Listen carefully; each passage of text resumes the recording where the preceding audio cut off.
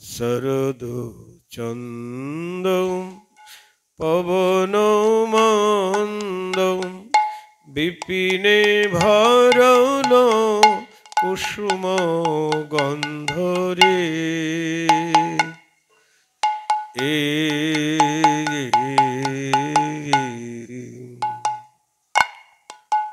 ফুল্ল মল্লিকা মালতী যুথি ফুল্ল মল্লিকা মালতী যুথি মত্ত মধুকর ভরণী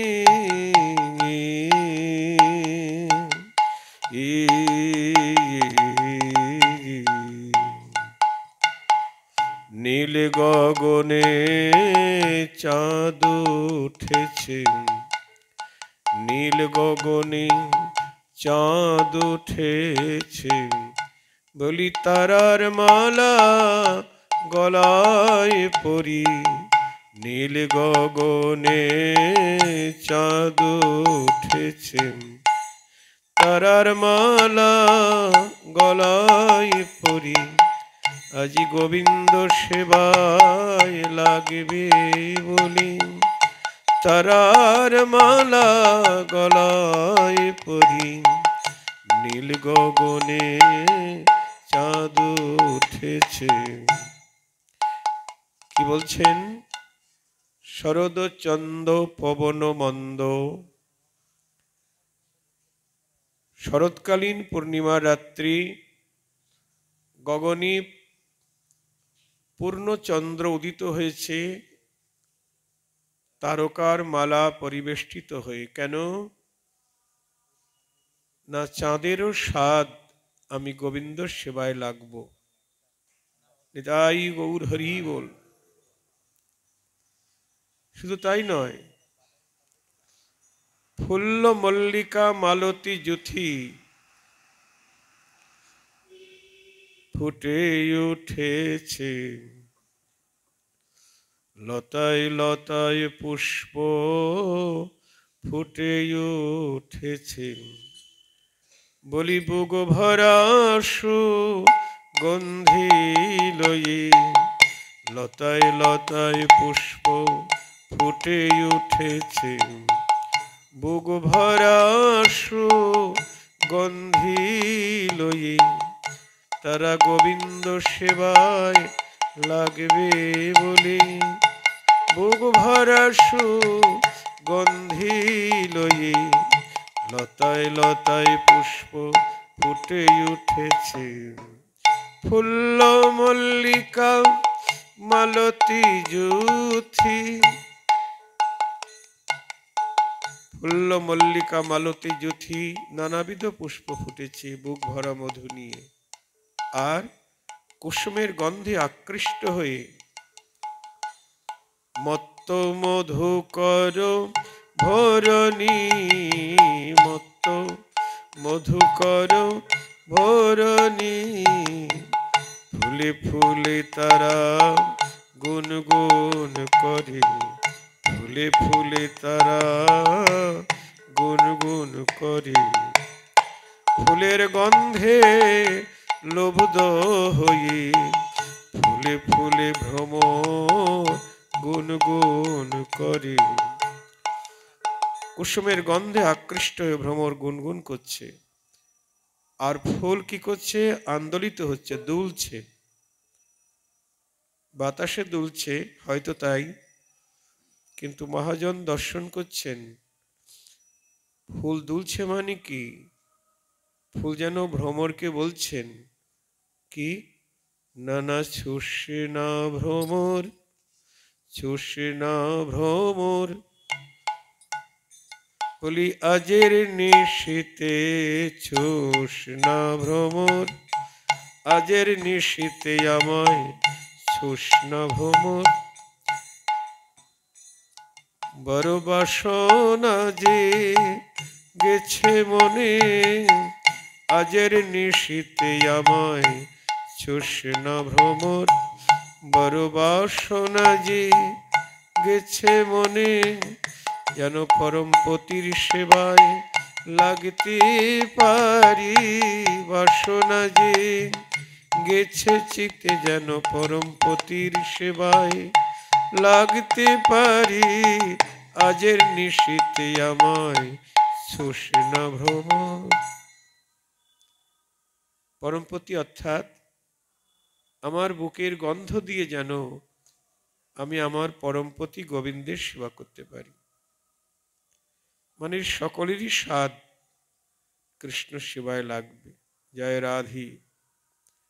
এই জন্য বলছেন বৃন্দাবনের আকাশ মধুর, বাতাস মধুর, বৃক্ষলতা কীট পতঙ্গ পশু পাখি সবাই মধুর। আবার সবাই মেতে উঠেছে কৃষ্ণ সেবা করবেন।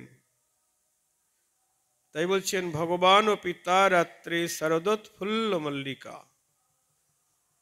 এমন আনন্দপূর্ণ রজনী দর্শন করি বৃক্ষরন্তুং মনশ্চক্রে যোগমায়াম উপাশ্রিতা। অর্থাৎ এহেন আনন্দপূর্ণ রজনী, একেতে জ্যোৎস্না রাত্রি, তার উপর নানাবিধ পুষ্প সকল বুক ভরা মধু নিয়ে প্রস্ফুটিত হয়েছে। কোকিল কুহু কুহু তানে গান করছেন। ভ্রমর রজনীকে দিন মনে করে কুসুমের গন্ধে আকৃষ্ট হয়ে গুনগুন করে গান করছে। ভ্রমর তো দিনের বেলায় কুসুমের বক্ষে বসে, কিন্তু এত সুন্দর রজনী দিনকে রাত্রিকে দিন মনে করে কুসুমের পরে গুনগুন করে গান গাইছেন। ময়ূর ময়ূরী পেখম তুলে নৃত্য করছে। সবারই চিত্তে আনন্দ, তারা গোবিন্দের সেবা করবে। জয় রাধি। যার যেমন যোগ্যতা সে সেইভাবে কৃষ্ণ সেবা করবে। এহেন আনন্দপূর্ণ রজনী দর্শন করি হেরত রাতি ওই ছন ভাতি, হেরত রাতি ওই ছন ভাতি, শ্যাম মোহন মদনে মাতিরে এ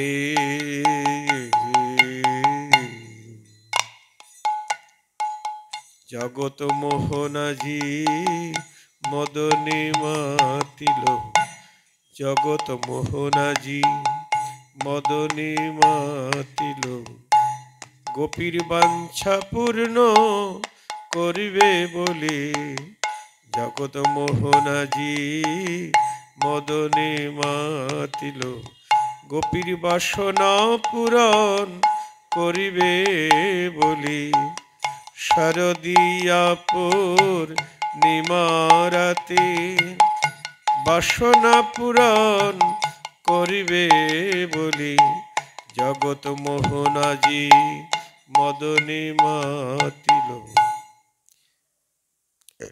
বৃক্ষরন্তুং মনশ্চক্রে যোগমায়াম উপাশ্রিতা। যোগমায়াকে আশ্রয় করি। এখানে বাসনা সবার, গোবিন্দের বাসনা রাসক্রীড়া করবেন,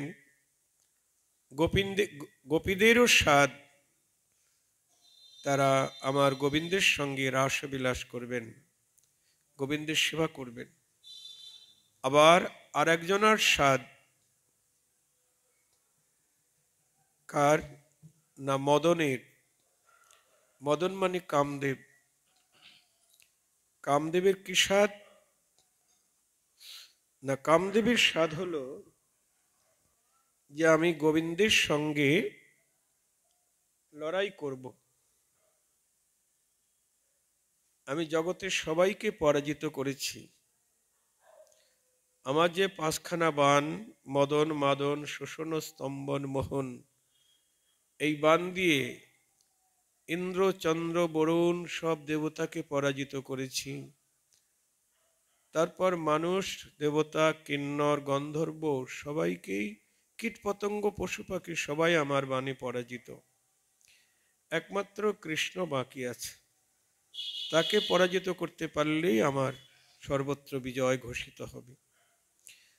তাই কামদেব আজ গোবিন্দকে আক্রমণ করেছেন। জয় রাধি। শ্যামমোহন মদনে মাতলেন। জগৎমোহন তিনি মদনে মত্ত হলেন। অনেকদিন থেকেই ইচ্ছে কামদেবের,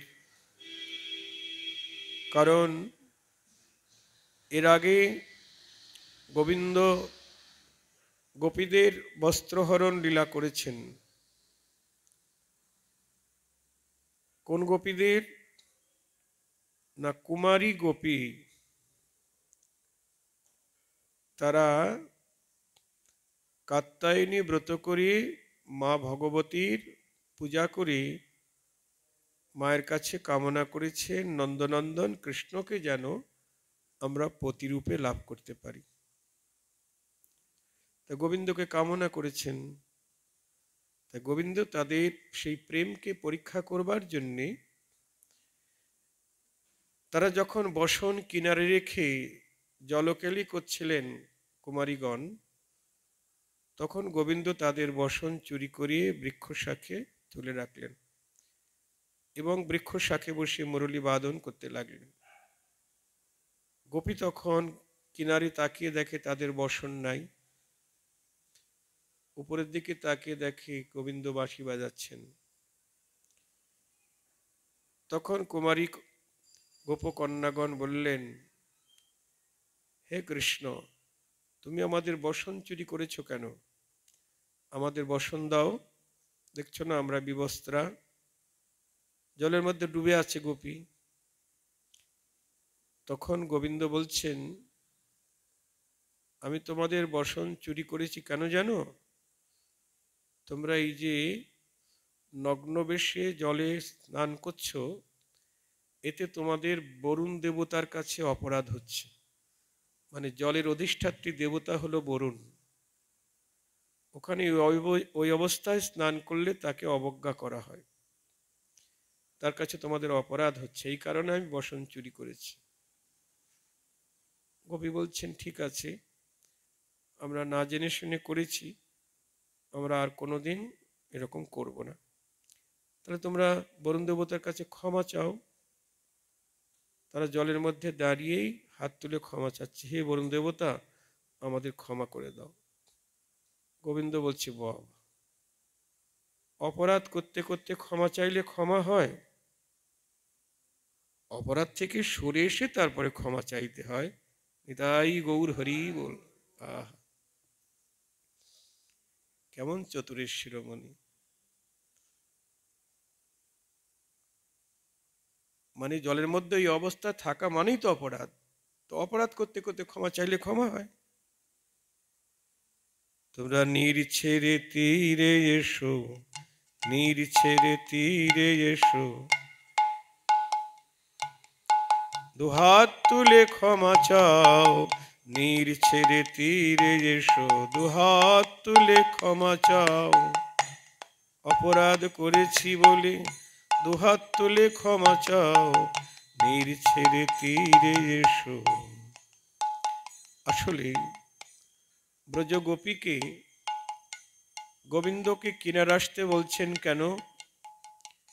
গোপীকে পরীক্ষা করছেন। বলছেন, এই কঠিন পরীক্ষা কেন? অন্যভাবে তো পরীক্ষা করতে পারত। তাদের জানছে তারা নগ্ন অবস্থা, বসন নাই, ওই অবস্থা আবার কিনারে আসতে বলছেন কেন? কারণ তারা যে গোবিন্দকে পতিরূপে কামনা করেছে। জয় রাধে। পতিরূপে চাওয়া মানে তো তাকে সম্পূর্ণরূপে চাওয়া, পরিপূর্ণরূপে তাকে কামনা করা। যদি তাকে পুত্ররূপে চাইতো, এই পরীক্ষা দিতে হতো না। যদি বন্ধুরূপে চাইতো, এই পরীক্ষা দিতে হতো না। যেহেতু পতিরূপে কামনা করেছে, তা পতিরূপে কামনা করা মানে সম্যক রূপে, পরিসম্পূর্ণরূপে কামনা। তাই গোবিন্দ পরীক্ষা করছেন, তোমরা যে আমাকে পতিরূপে পেতে চাও, দেখি তোমরা আমাকে কতটুকু সমর্পণ করেছ। নিতাই গৌর হরি বল। পতির কাছে সর্বস্ব দিতে হয়।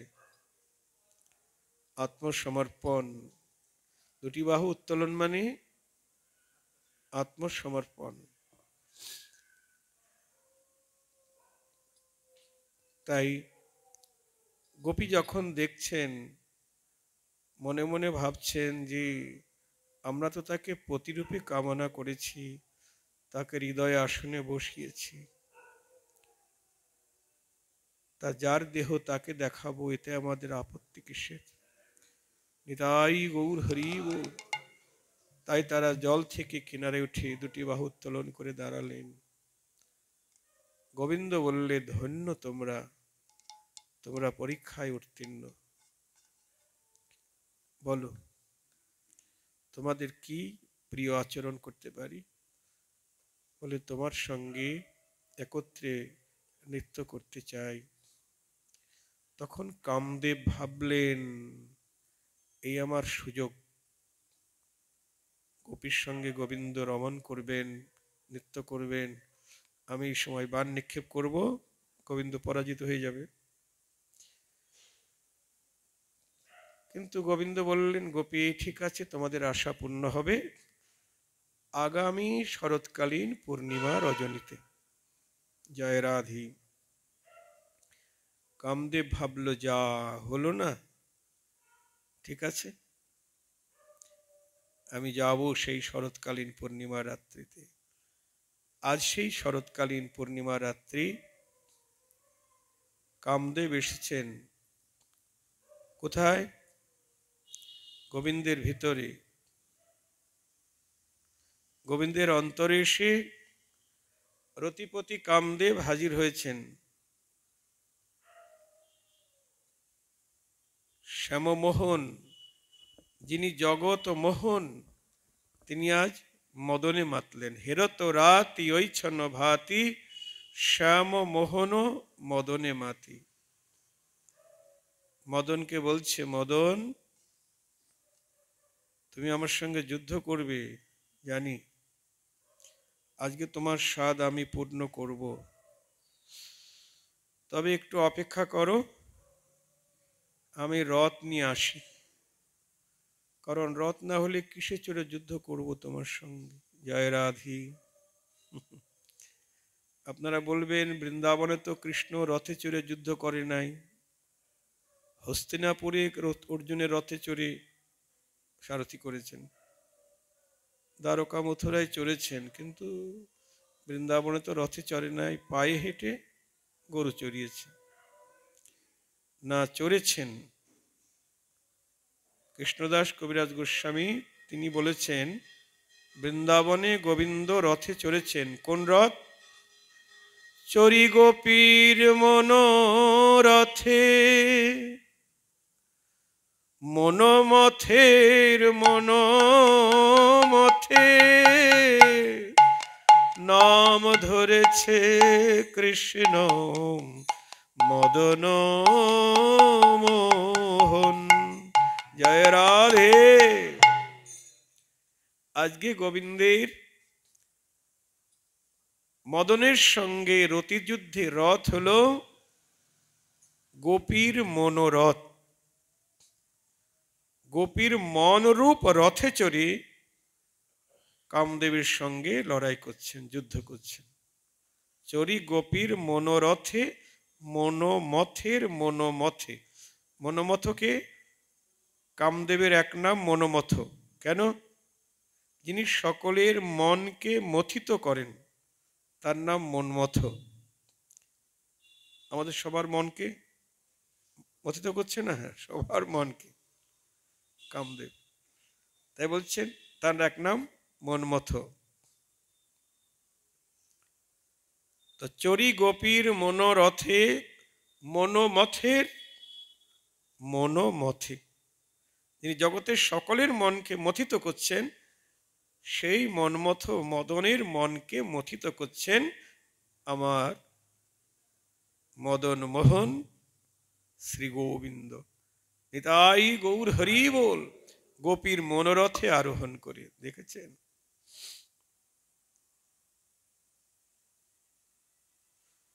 তাই বলছে রথগুলি আগে নিয়ে আসি, রথে চড়ে যুদ্ধ করব। তো তখন গোবিন্দ রথ আনবেন। কি করে আনবেন? রথ তো সব বাড়িতে রয়েছে।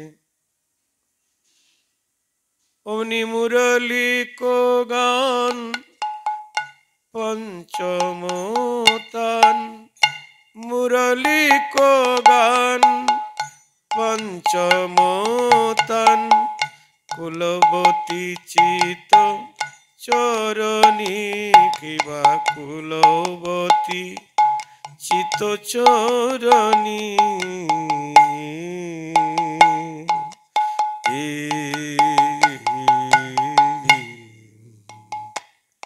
বলি মুরলি লয়ে গান করিল, গোপীর মন চুরি করবে বলে, মুরলি লয়ে গান করিল, গোপীর মন চুরি করবে বলে।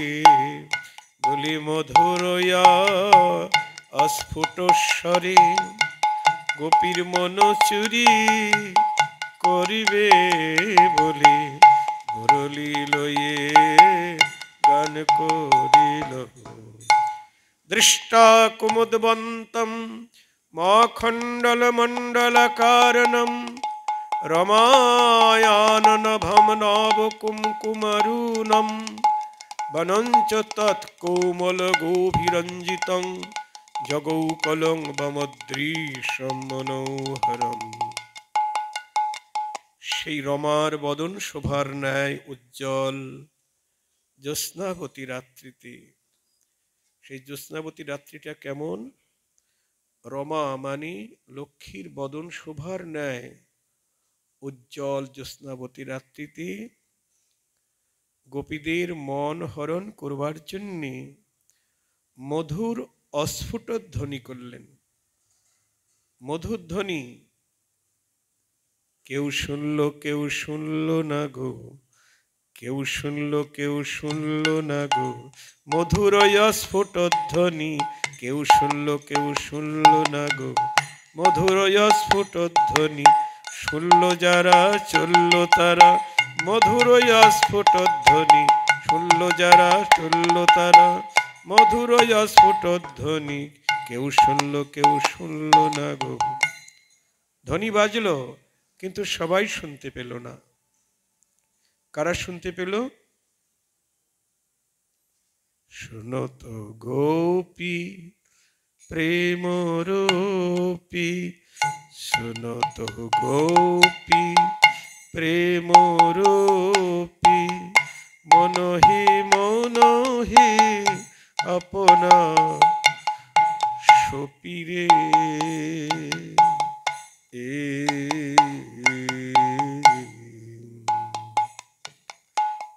মনে মনে তারা সপে যে দিল, মনে মনে তারা সপে যে দিল, হা গোবিন্দ তোমার হলাম বলি, মনে মনে গোপী সপে যে দিল, হা গোবিন্দ তোমার হলাম বলি, শুধু এ জন্ম নয় জন্মি জন্মি, হা গোবিন্দ তোমার হলাম বলি, মনে মনে তারা সপে যে দিল। শোনো তো গোপী প্রেম রূপী, সেই গোপীগণ তাদের শরীরটা কেমন? বলছে প্রেম দিয়ে গড়া, প্রেমরূপী। আমাদের মতো পঞ্চভৌতিক দেহ নয়, আমাদের দেহ তো জল মাটি আকাশ বাতাস অগ্নি দিয়ে গড়া, এটা পচা দেহ। আর গোপীর দেহ হলো প্রেম দিয়ে গড়া, ওই দেহের কোনো ক্ষয় নেই। আমাদের যেমন জরা ব্যাধি বার্ধক্য সব আছে, যৌবনে ভাটি আসছে, কিন্তু গোপীর জীবনে কোনো ভাটি নাই, তারা নিত্য কিশোরী। শুনত গোপী প্রেম রূপী, মনহি মনহি আপনা সুপি। যারা গোবিন্দকে কামনা করেছেন পরম প্রতিরূপী, তারাই তাদের কর্ণযুগলকে খোলা রেখেছিল কতক্ষণে প্রাণ গোবিন্দের ওই আহ্বান এসে আমাদের কানে বাজবে, জয় রাধে। এবং তারাই শুনতে পেলেন। শোনা মাত্রই মনে মনে গোবিন্দ চরণে সমর্পিত হয়ে গেল। আর তাহি চলত যাহি বলত, তাহি চলত যাহি বলত, যথা মুরলি কোকল কলনি, যথা মুরলি কোকল কলনি। আকুল প্রাণে গোপী ধেয়ে চলিল, আকুল প্রাণে গোপী ধেয়ে চলিল। হা গোবিন্দ দেখা দাও বলি, আকুল প্রাণে গোপী ধেয়ে চলিল। হা গোবিন্দ দেখা দাও বলি, বলি নয়ন জলে বুক ভাসাই, গোবিন্দ দেখা দাও বলি, আকুল প্রাণে গোপী ধেয়ে চলিল। তাহি চলত যাহি বলত, যথা মুরলি কোকল কলনি। গোপী সেই দিকে ধেয়ে চললেন যেখান থেকে মুরলির শব্দ ভেসে আসছে। তাহি চলত যাহি বলত।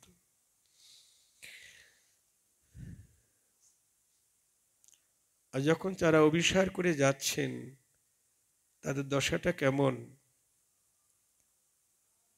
বিছুরি গেহ নিজ হি দেহ, বিছুরি গেহ নিজ হি দেহ, এক নয়নে কাজর রেহ রে।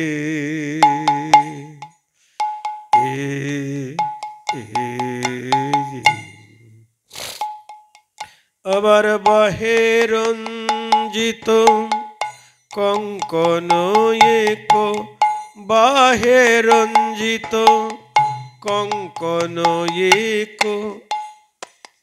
আবার এক কুণ্ডল দোলনি। কি ভাই এক কুণ্ডল দোলনি,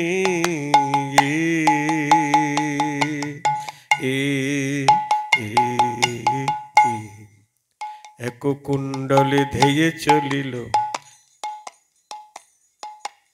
এক নয়নে কাজর পরে, এক কুণ্ডলে ধেয়ে চলিল, এক নয়নে কাজর পরে,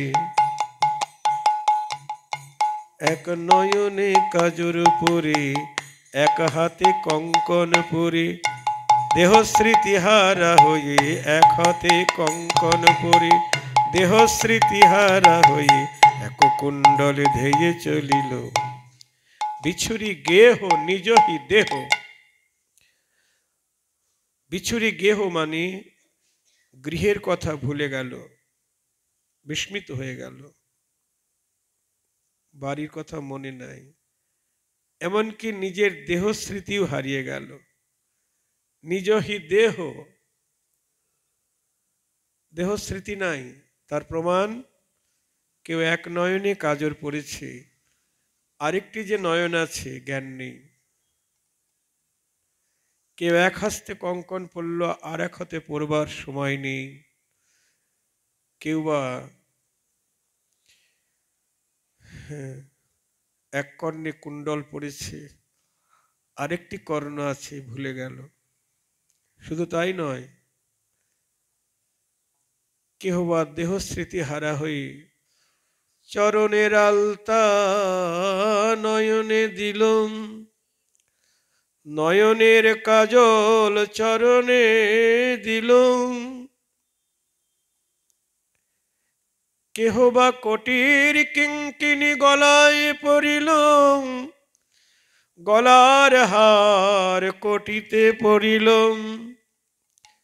কোনটা কোন অঙ্গ জ্ঞান নেই। কোটির কিঙ্কিনি গলায় পড়ছে, গলার হার কোটিতে পড়ছে।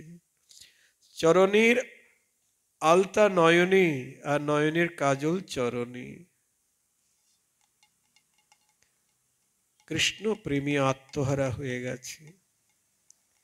কৃষ্ণের মুরলীর ধ্বনি শোনা মাত্র তারা দেহস্মৃতি, গৃহস্মৃতি সব হারিয়ে ফেললেন। বিছুরি গেহ, গৃহস্মৃতি তো ভুলে গেলই, ঘরের কথা, নিজের দেহস্মৃতিও হারিয়ে ফেললেন।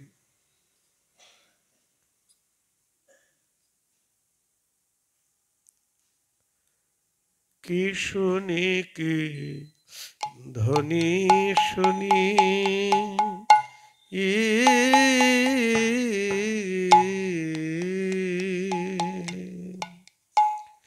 মুরলী কৌরব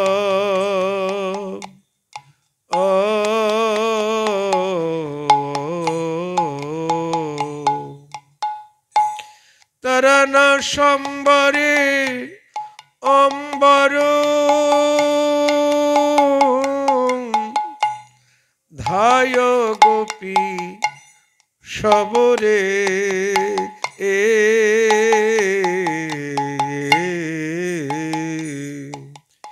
তরণ সম্বরে অম্বর, ধায় গোপী শহরে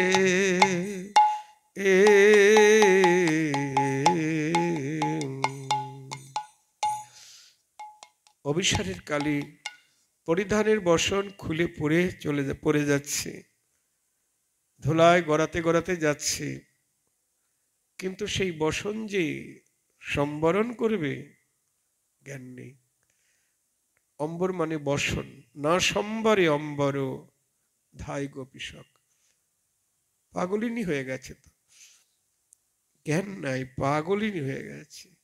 কৃষ্ণ প্রেমী, এই জড়জগতের পাগলিনী নয়, কৃষ্ণ প্রেমে পাগলিনী। যার হৃদয় কৃষ্ণ প্রেম করয় উদয়, তার ক্রিয়া বাক্য মুদ্রা বিজ্ঞে না বুঝায়, জ্ঞানী জনা বুঝবে না। কৃষ্ণ প্রেমিকের হৃদয়ের ব্যথা। জয় রাধে।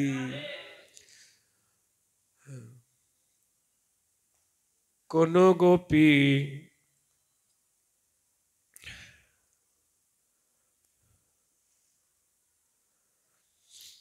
স্বজন ছাড়িয়া কেহ ও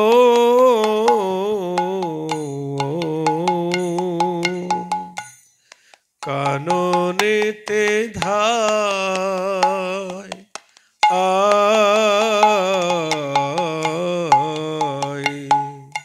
স্বজন ছাড়িয়া, স্বজন মানে আপনজন, মাতা পিতা ভ্রাতা বন্ধু স্বামী সবাইকে ছেড়ে চলে যাচ্ছেন। আবার পয় পানি শিশু ফেলি,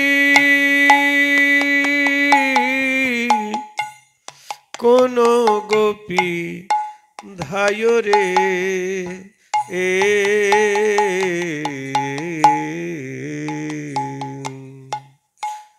পয় পানি শিশু ফেলি,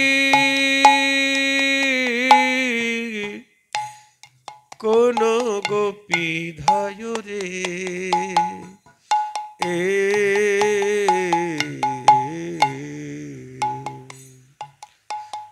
বলি সে কি ঘরে থাকিতে থাকিতে পারে গো,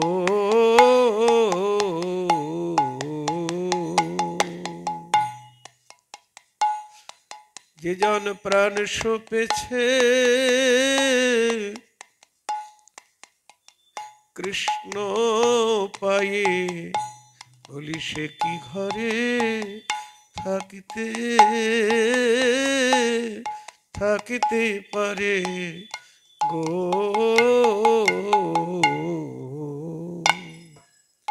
তার যে গোবিন্দ ছাড়া আর কেহ নাই, বলো সে কি ঘরে থাকিতে থাকিতে পারে গো।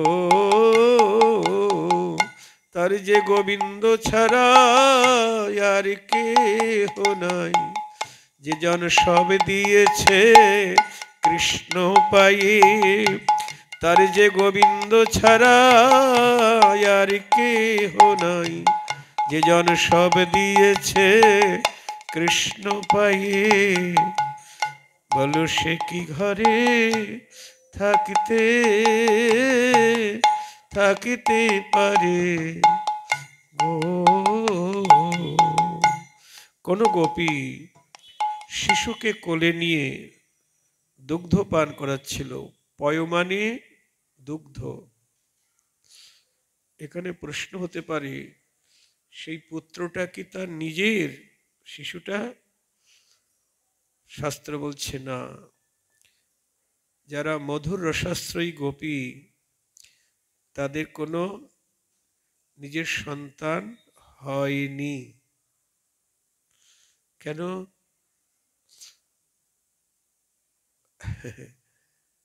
যারা গোবিন্দকে প্রতিরূপে কামনা করেছেন, তাদের পুষ্পোদ্গম হয়নি, তাদের রজস্বলায় হয়নি, তাদের সন্তান হবে কি করে? জয় রাধে। তাদের গোপীদের কোন স্বামীদের সঙ্গে মিলন হয়নি, তারা নামে মাত্রই স্বামী। স্বামীকে তার রাধারানী যেমন তার স্বামী আছে, কিন্তু মন প্রাণ, দেহ মন প্রাণ কাকে দিয়েছেন? গোবিন্দকে। আয়ানকে কিছুই দেয়নি, দেহও দেয় নাই, মন প্রাণ কিছু দেয়নি। এমনি ভাবে যত গোপী সখীগণ, তাদেরও সবার পতি আছে, কিন্তু পতিকে কিছুই দেয়নি। যোগমায়া সেইভাবেই তাদের সঙ্গে সম্বন্ধ করে রেখেছেন। এটা যোগমায়া আশ্রিত লীলা। জয় রাধে। এই যে পয়পানে শিশু ফেলে কোনো গোপী ধায়, হয়তো অন্য গোপীর পুত্র, হ্যাঁ, বাৎসল্য প্রেমের আধার যে গোপী, সেই গোপীর পুত্রকে কোলে নিয়ে, স্তনক্ষীর নয়, পয় মানে দুগ্ধ, পয় শব্দের অর্থ দুগ্ধ, হয়তো গরুর দুধ খাওয়াচ্ছিলেন। এমন সময় মুরলীর ধ্বনি এসে যখন কানে বাজলো, কানে বাজলো গোপীর প্রাণে বাজলো, অমনি প্রেমী অঙ্গ অবশ হয়ে গেল, কোলের শিশু ভূমিতে পড়ে গেল। সেদিকে গোপীর লক্ষ্য নাই। পয়পানে শিশু ফেলি কোন গোপী ধায় রে, এ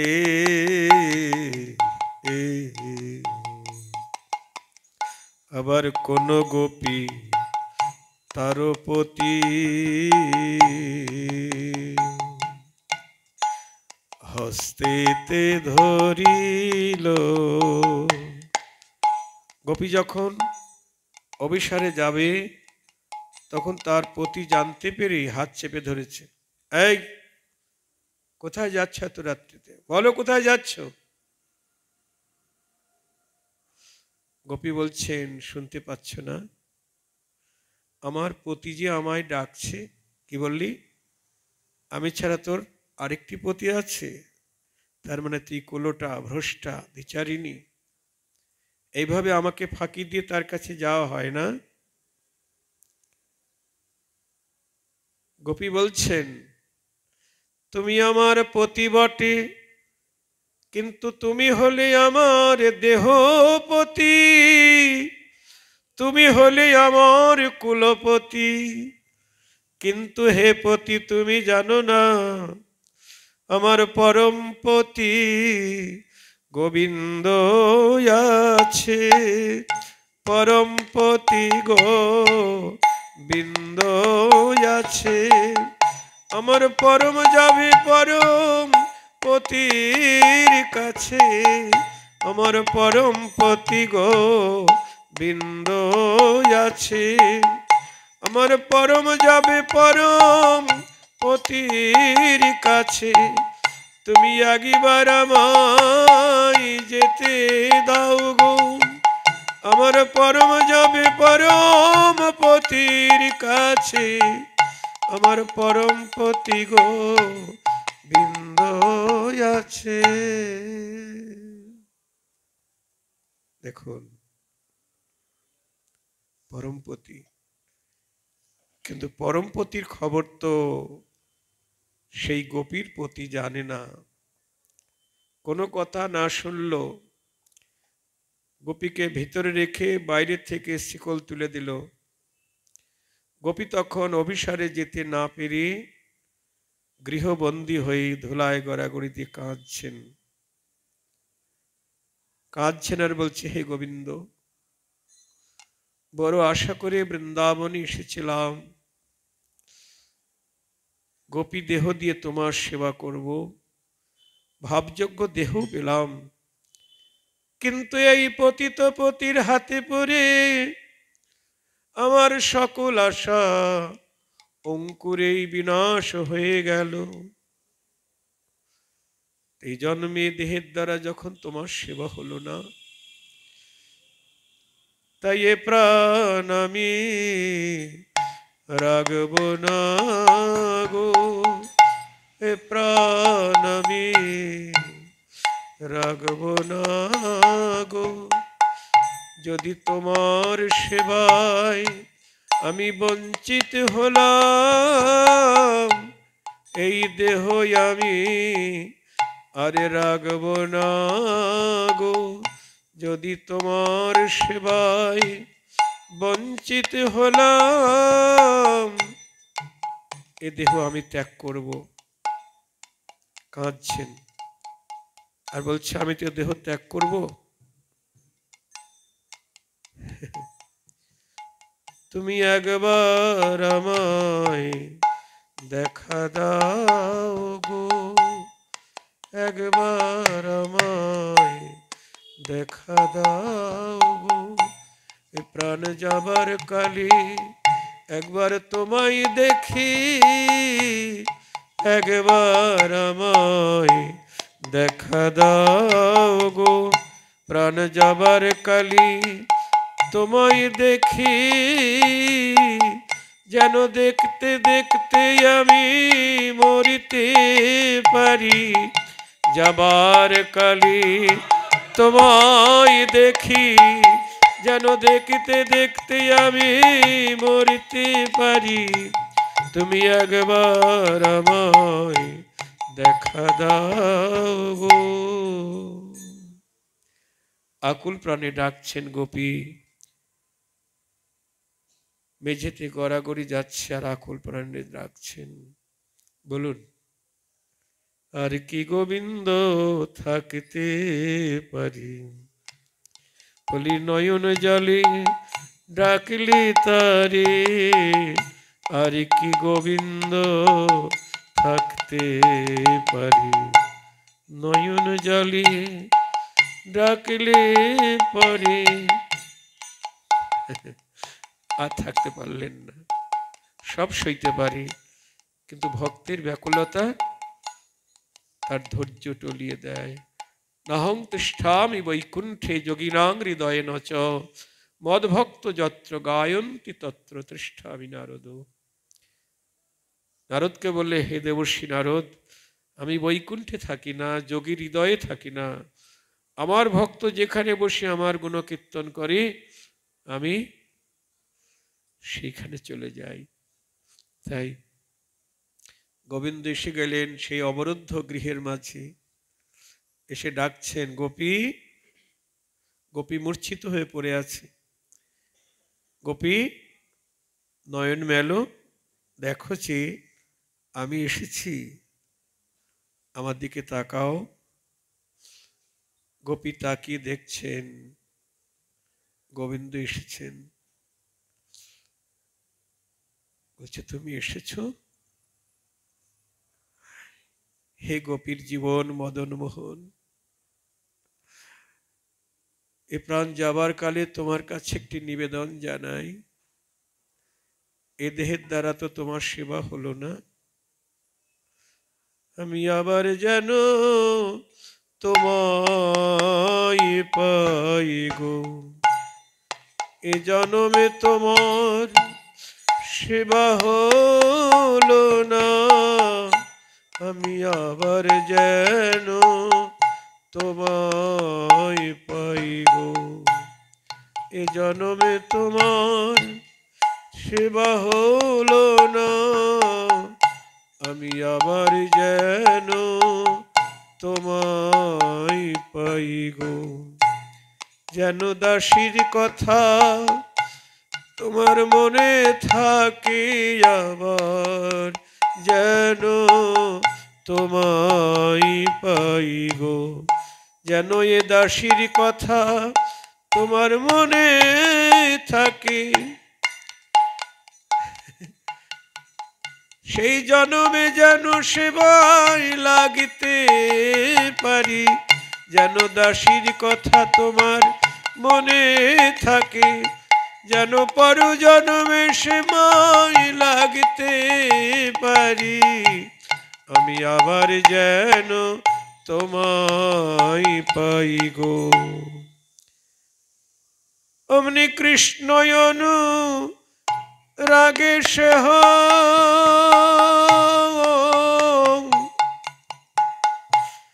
পরানো তেজিল,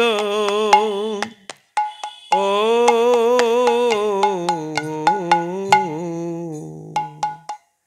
এই বলে কৃষ্ণ অনুরাগে গোবিন্দের চরণে প্রাণ ত্যাগ করল। বৈষ্ণব কবি বলছেন, সকল গোপীর রাগে পাইল সেহ রামা, গোবিন্দ দাস কহে কি দিব উপমা। সবার আগে কৃষ্ণ পেল গোপী, সবার আগে কৃষ্ণ পেল, আপন ঘরে বসে বসে সবার আগে কৃষ্ণ পেল। অভিসার করে আর যেতে হলো না, আপন ঘরে বসে বসে গোবিন্দ দেখা দাও বলে, আপন ঘরে বসে গোপী সবার আগে কৃষ্ণ পেল। তাহলে বৃন্দাবন যেতে হবে না, এখানেই বৃন্দাবন তৈরি হবে। নয়ন জলে কাঁদলেই এখানে বৃন্দাবন তৈরি হবে, আর গোবিন্দ আসতে বাধ্য হবে। গোবিন্দ যেখানে আসেন সেটাই তো বৃন্দাবন হয়ে যায়। তাই গৌর হরি বল। সব গোপীগণ যাচ্ছেন অভিসার করে। শীতল ছন্দ নিবিক বন্দ, শীতল ছন্দ নিবিক বন্দ, বেগে ধাবত যুবতী বৃন্দ রে। এ শীতল ছন্দ নিবিক বন্দ, বেগে ধাবত যুবতী বৃন্দ রে। এ খসন বসন রসন চেলি,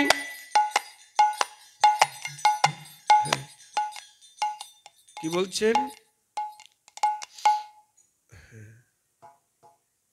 শীতল ছন্দ নিবিক বন্দ, বেগে ধাবত যুবতী বৃন্দ। দ্রুত বেগে চলে যাচ্ছেন।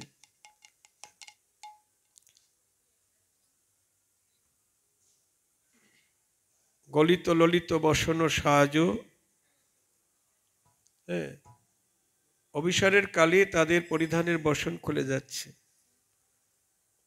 ওইছে মিলল গোকুল চন্দ, ওইছে মিলল গোকুল চন্দ, বলি গোবিন্দ দাস বল রে। এ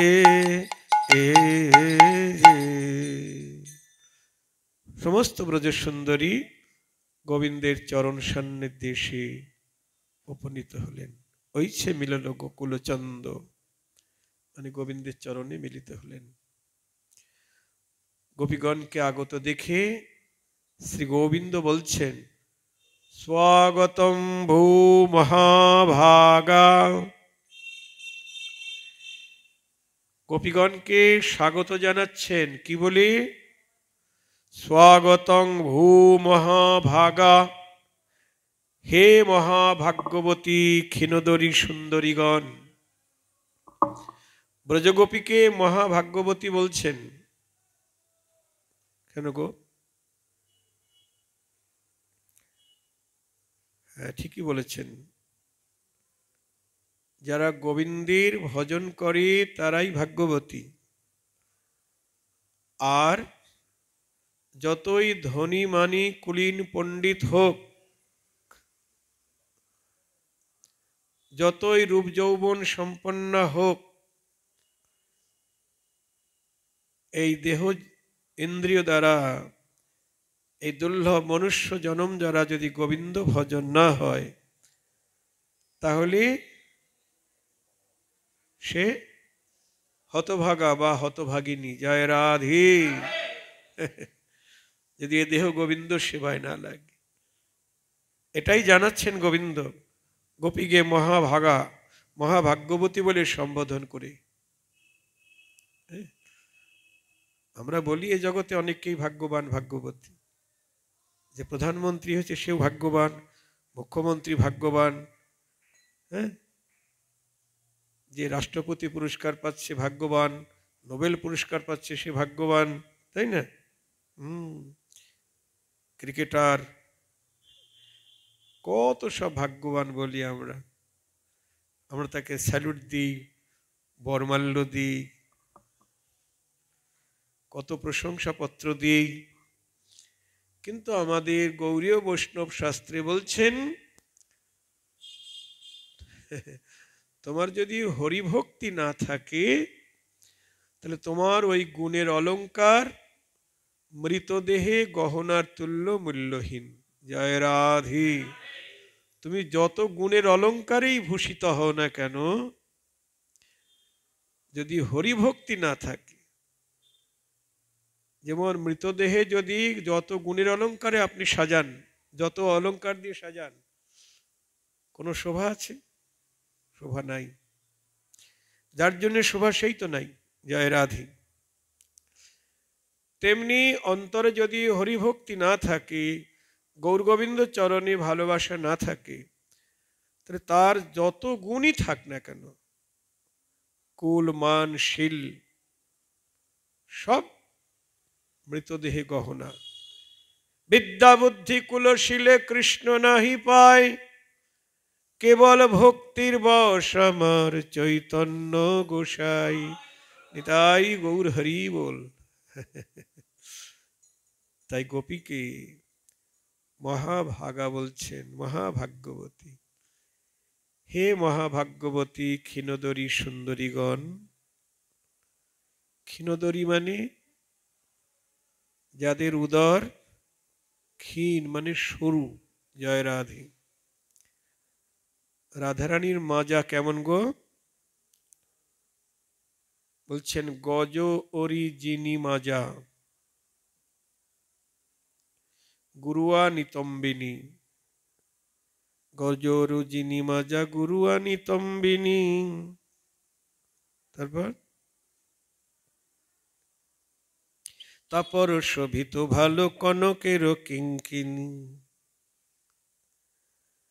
গজরি, গজ মানে হাতি, হাতির ওরি মানে শত্রু, কে? সিংহ। তার মাজা সবচাইতে সরু। সেই সিংহের মাজাকে জয় করেছে রাধারানীর মাজা, এত সরু। কিন্তু আবার নিতম্ব দেশটা খুব ভারী। সেখানে আবার তারপর শোভিত ভালো কনকের কিঙ্কিনী, সোনার কিঙ্কিনী শোভা পাচ্ছে সেই নিতম্বিতে, মাজাতে। কনক উলট রম্ভা জানু যুগ শোভিনী, বন্দিয়ে শ্রীপাদ পদ্ম বৃষভানু নন্দিনী। বলছি কনক উলট রম্ভা জানু যুগ শোভিনী। রাধারানীর জানু মানে নিতম্বের পর থেকে যে নিচের দিকে চলে গেল পায়ের পাতা পর্যন্ত, হ্যাঁ, নিতম্বের পর থেকে পায়ের পাতা পর্যন্ত, এটা হলো কনক উলট রম্ভা। কনক মানে কি? আর উলট রম্ভা, রম্ভা মানে কলা। কনক উলট রম্ভা মানে উল্টা কলা গাছ, উল্টা সোনার কলা গাছ। কলা গাছ তো নিচের দিকে মোটা থাকে, উপরের দিকে সরু থাকে, তাই না? কিন্তু রাধারানীর এই জানুদেশটা উল্টা কলা গাছ, সোনার কলার গাছ। প্রাকৃত কলা গাছ তো তার বর্ণ তো কেমন, মানে সবুজ।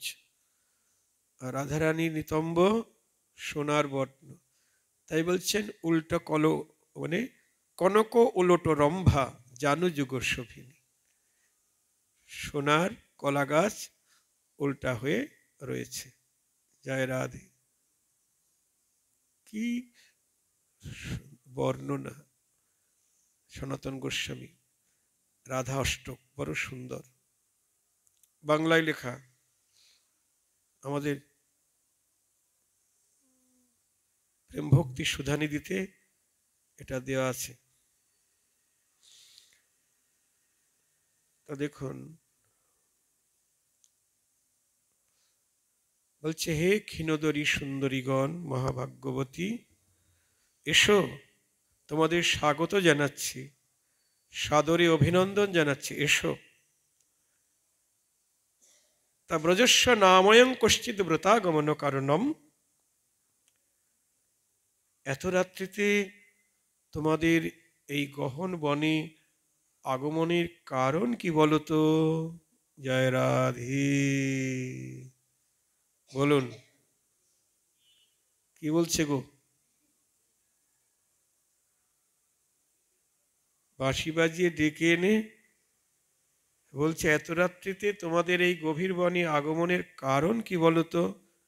ব্রজস্ব নাময়ং কশ্চিৎ ব্রতাগমন কারণম।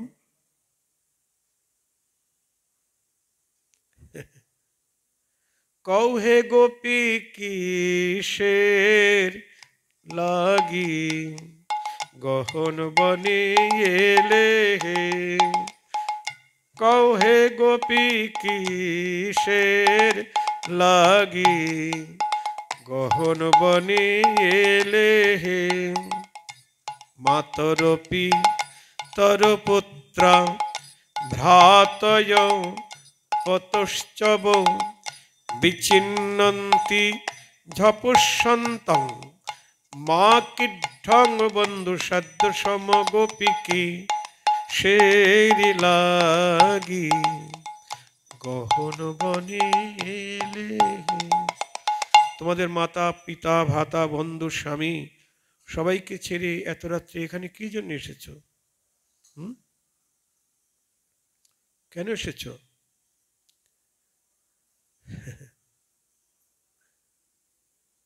তারপর বলছেন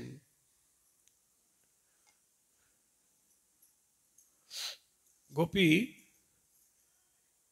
গোবিন্দকে এই কপটতাপূর্ণ বাক্যাবলী সহ্য করতে পারছে না। মানে গোপীর দশাটা কেমন হয়েছে, যেমন আপনাকে নিমন্ত্রণ করলেন একজন, গোবিন্দই আপনাকে নিমন্ত্রণ করলেন যে আজ রাত্রি 12টার সময় আসবেন, আপনাদেরকে পেট ভরে গোবিন্দের প্রসাদ খাওয়ানো হবে। তো আমি নিমন্ত্রণ করলাম, আপনারা রাত 12টার সময় আসলেন, তখন আমি বললাম আপনারা কি জন্য এসেছেন? তখন কি দশা হবে? বাড়িতেও রান্না করলাম না, আর এখানেও বলছে কি জন্য এসেছেন। জয় রাধে। ঠিক গোপীর দশা তাই। মুরলীর ধ্বনি করে নিমন্ত্রণ করে বনে ডেকে এনে আর এখনই কিঞ্চা কিনা বলছে তোমরা কেন এসেছো? এটা কওয়া যায় না শোয়া যায়? এবার গোপী সহ্য করতে না পেরে নয়নের জলে ধরণী ভাসিয়ে দিলেন। তারপর আর সহ্য করতে না পেরে এবার লম্পটের দিক থেকে মুখখানা ঘুরিয়ে বনের দিকে তাকিয়ে রইলেন। ওনার দিকে পিছন ফিরে বনের দিকে তাকিয়ে রইলেন। তখন চতুরের শিরোমণি বলছেন, ও এবার বুঝেছি তোমরা কেন এসেছো। বন ওর দিকে তাকিয়ে আছো, বনশোভা দেখতে এসেছো না? বাবা, দেখো দেখো, দৃষ্টাবনং কুসুমিতম রাকেশক ররঞ্জিতং নমুনা নীলজতরু পল্লবশোভিতম গোপীকেশের লাগি গহন বনে এলে হে যমুনা। দৃষ্টাবনং কুসুমিতম রাকেশক ররঞ্জিতং যমুনা নীলজতরু পল্লবশোভিতম গোপীকেশে লাগি গহন বনে এলে। বনশোভা দেখছো? দেখো।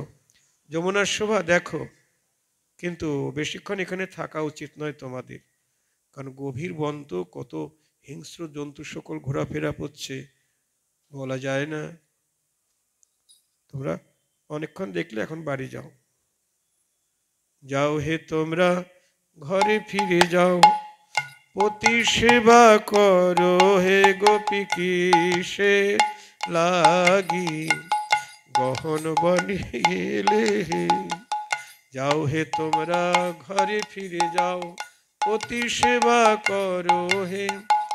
সতী নারীর পতি সেবা এ জগতে বড় হে গোপী কিসের লাগি গহন বনে এলে হে। জানো তো, সতী নারীর পতি সেবার উপরে আর কোনো ধর্ম নেই।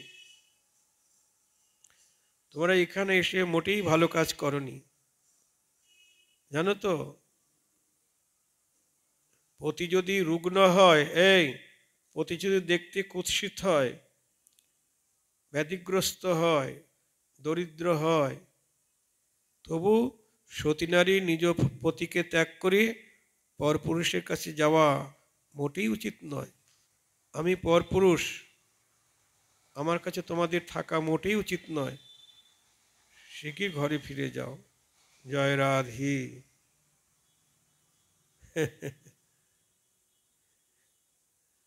গোপী কিচ্ছু বলছে না। তোমাদের দেখছি কুলমানেরও ভয় নাই।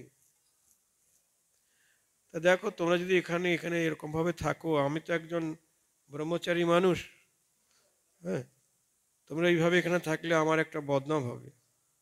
কাজেই তোমরা ঘরে ফিরে যাও। জয় রাধে। ঘরে গিয়ে প্রতিসেবা করো, যাও। তো কতক্ষণ একজন চোর যদি ধর্মের উপদেশ দেয়, সেটা মেনে নেওয়া যায় বলুন? হ্যাঁ, একজন ধার্মিক যদি ধর্ম উপদেশ দেয় সেটা মেনে নেওয়া যায়, কিন্তু একজন চোর যদি ধর্মের উপদেশ করে, এটা মানা যায়? গোপীর ধৈর্যের বাঁধ ভেঙে গেল। মুখ ঘুরিয়ে বলছে, এই লম্পট, শট, কপট, বন্ধ করো তোমার তত্ত্বোপদেশ। এখন পরম ধার্মিক হয়ে ধর্ম শিখাও হে। কপট কালিয়াম চতুরের শিরোমণি, কপট কালিয়াম এখন পরম ধার্মিক হয়ে ধর্ম শিখাও হে। ভালো ভালো কালিয়া নাগর শোনালে ধর্ম কথা, পরম ধার্মিক হয়ে পররমণী মজালে যখন ধর্ম ছিল কোথা। পরম ধার্মিক, এই ধার্মিক, যখন বাঁশি বাজিয়ে কুলের কুলবধূদের কুলধর্ম বিনাশ করেছিলে, তখন তোমার ধর্ম উপদেশ কোথায় ছিল? লজ্জা করে না? কপট, নির্লজ্জ, বেহাইয়া। চোরের মুখে ধর্মের কাহিনী শুনে যে পায় হাসি, পরম ধার্মিক হয়ে ধর্ম শিখাও হে। পাপ পুণ্য যত তোমার জানে গোকুলবাসী হে পরম ধার্মিক হয়ে ধর্ম শিখাও। এই ধার্মিক, তুমি যে কত বড় পুণ্যবান, কত বড় ধার্মিক, গোকুলবাসীর কারো অজানা নেই। চোরের মুখে ধর্মের বলি মানায় না। বন্ধ করো তোমার ধর্মোপদেশ। জয় রাধে। কপট, কপট কালিয়া, লম্পট, শট, কপট ইত্যাদি বলে গালি দিচ্ছেন। আচ্ছা, এতে গোবিন্দের রাগ হচ্ছে না? হ্যাঁ, রাগ হচ্ছে না? তাহলে কি হচ্ছে? হ্যাঁ, আনন্দ হচ্ছে না? খুব আনন্দ হচ্ছে। হবে না? ওই যে কথাই বলে, শাসন করা তারই সাজে, সোহাগ করে যে। যারা সোহাগ করে, যারা আদর করে, তাদের শাসনও ভালো লাগে।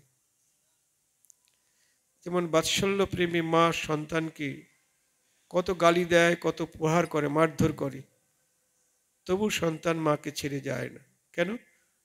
মায়ের মতো ভালো তো তাকে আর কেউ বাসে না। সবচাইতে ভালোবাসে প্রিয়তমা তার প্রাণ প্রিয়তমকে, তাই না? তো ব্রজগোপীরা তাদের মতো গোবিন্দকে ভালো তো আর কেউ বাসে না। তারা সর্বস্ব দিয়ে গোবিন্দকে সেবা করে সুখ দেয়, কিন্তু বিনিময়ে তার কাছে কিচ্ছু চায় না। এই জন্য গোবিন্দ নিজে মুখেই বলেছেন, প্রিয়া যদি মান করি করয়ে ভৎসন, বেদস্তুতি হইতে হরে মোর মন। জয় রাধে। বলছে, প্রিয়া যদি আমার উপরে মান করি, আমাকে তারণ ভৎসন করে, আমাকে গালি দেয়, লম্পট, শট ইত্যাদি বলে, তাতে যে আমার কত সুখ হয়। বেদজ্ঞ পণ্ডিতগণ বেদে স্তুতি পাঠ করলেও আমার এত সুখ হয় না।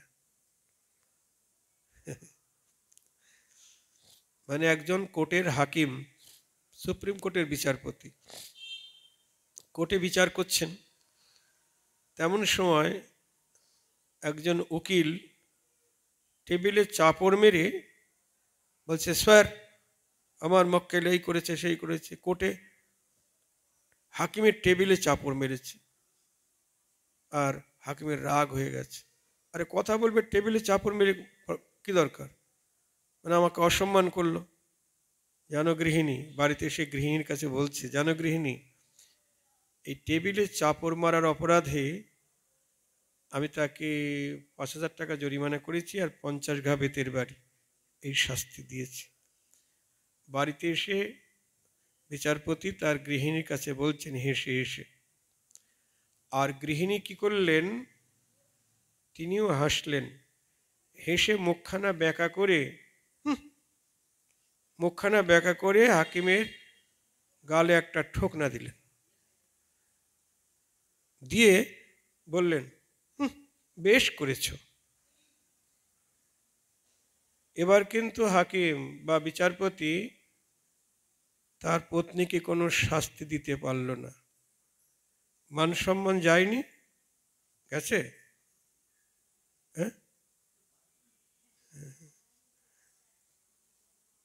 ও তো কোর্টের হাকিম, বাড়িতে তো হাকিম না। জয় রাধে। বড় সুন্দর কথা। মানে শাস্তি দিবে কি? ওই গালে ঠোকনায় মুখ বেঁকায় যে হাকিমের কত সুখ হয়েছে, কোর্টে সারাদিন ছিল, এত সুখ তাকে কেউ দেয় নাই। হয়তো টাকা পয়সা দিয়েছে, না হয় সম্মান স্যালুট ট্যালুট দিয়েছে, কিন্তু গালে ঠোকনায় মুখ বেঁকা, আহা, এত সুখ কেউ দেয়নি। তেমনি আমার গোবিন্দ, তাকে বেদজ্ঞ পণ্ডিতগণ তাকে কত বেদমন্ত্রে স্তুতি বন্দনা করে, জয় রাধে, কিন্তু ব্রজগোপীর মতো এমন সোহাগ আর কেউ জানে না গো। নিজাঙ্গমপি জাগপ্য মামেতি তাভ্যাং নামে পার্থ নিগুড় প্রেম ভজনম। হে সখা অর্জুন, যে গোপীগণ নিজের অঙ্গকে, নিজের দেহকে আমার দেহ বলে মনে করে, আমার দেহ মনে করি, সেই দেহকে সাজায়। এই দেহটা তো আমাদের নয়, এটা গোবিন্দের দেহ। তাই তাদের নিজের দেহকে আমার দেহ বলে সাজায়। কেন সাজায়? এই দেহ দেখে তার সুখ হবে, তাই সাজায়। আর এই জগতে সবাই সাজে কেন? বিউটি পার্লারে গিয়ে সাজে কেন গো? হ্যাঁ, কেন সাজে? গোবিন্দকে দেখাবার জন্যে? কাকে দেখাবে? স্বামীরেও না, তাহলে জগৎকে দেখাবার জন্য। জয় রাধে। আর ব্রজগোপী সজ্জিত হচ্ছেন কেবল গোবিন্দের জন্য। জয় রাধে।